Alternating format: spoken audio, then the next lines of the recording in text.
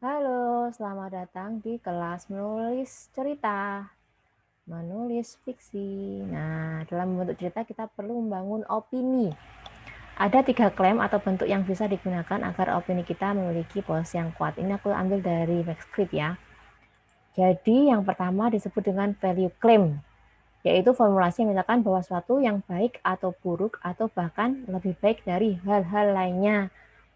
Contohnya, penyelesaian isu pemanasan global saat ini lebih penting dari isu lingkungan lainnya. Teman-teman udah siapin kertasnya dan pulpennya atau pakai note di telepon, HP juga bisa. Coba teman-teman tulis sekarang value claim ya. Sebuah pernyataan ya yang menyatakan sesuatu itu baik atau buruk atau lebih baik dari hal lain. Ini contohnya nanti aku kasih ya.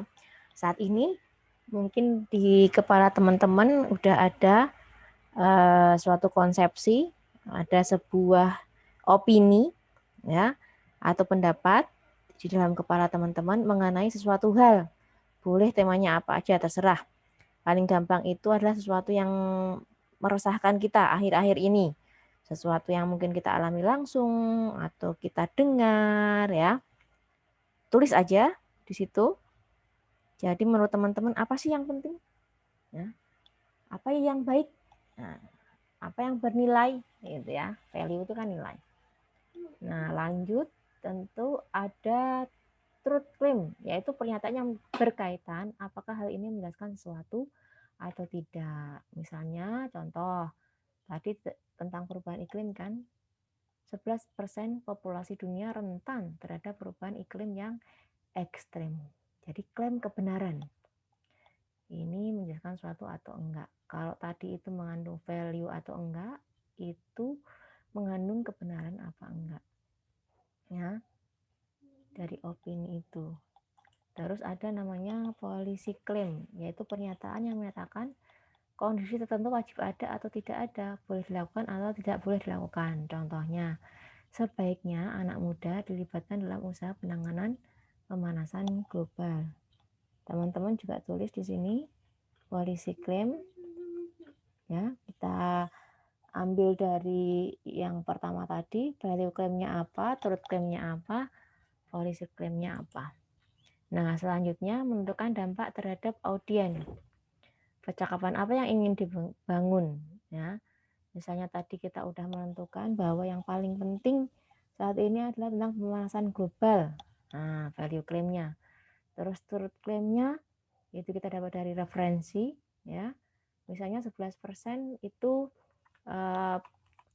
populasi dunia rentan terhadap perubahan iklim yang ekstrim. Kemudian kita bikin policy claim-nya ya, bahwa sebaiknya anak muda dilibatkan dalam usaha penanganan pemanasan global. Nah, terus kita tentukan nih dampaknya terhadap audiens seperti apa ya, pembaca kita, penonton kita, terus percakapan apa yang ingin dibangun. Kita harus jujur dan seksama menjelajahi kemungkinan-kemungkinan cerita dan pilihan yang diambil. Kalau kita mau bikin pemuda itu sadar tentang pemanasan global dan mereka harus ambil bagian, berarti cerita apa yang mau kita sajikan supaya mereka, para pemuda ini menjadi sadar dan mengambil bagian gitu ya. Nah, selanjutnya cerita yang baik itu adalah cerita yang memiliki premis yang kuat. Karena tanpa premis yang kuat maka cerita akan kurang terstruktur. Nah, ini ada 4 elemen kunci dalam bangun premis. Oh ya, premis itu apa? Premis itu adalah 1 atau 2 kalimat yang menggambarkan cerita kita secara keseluruhan. Jadi, 4 elemen kuncinya ada situasi yang tidak ideal bagi karakter, terus dia mempunyai suatu situasi yang dia anggap ideal, terus yang ketiga itu cara prosedur yang dia pilih untuk mencapai situasi ideal tersebut, dan cara yang terpilih harus unik. Terus ada halangan saat melakukan prosedur tersebut. Buat penonton atau membaca ingin tahu apakah karakter bisa mencapai tujuan akhir atau tidak. Jadi apa? Ada situasi tidak ideal, ada situasi ideal yang mau dicapai, terus cara atau prosedurnya yang dia karakter pakai, dan cara itu harus unik. Kemudian buat penonton ingin tahu apakah si karakter bisa mencapai tujuan akhirnya atau tidak. Nah, ini contoh premis. Rahmat Kartolo, seorang satpam yang mampu melihat dan mengusir hantu, dan juga seorang budak tampan yang telah ditinggalkan istrinya yang tidak tahan hidup dengan seorang berkemampuan supernatural.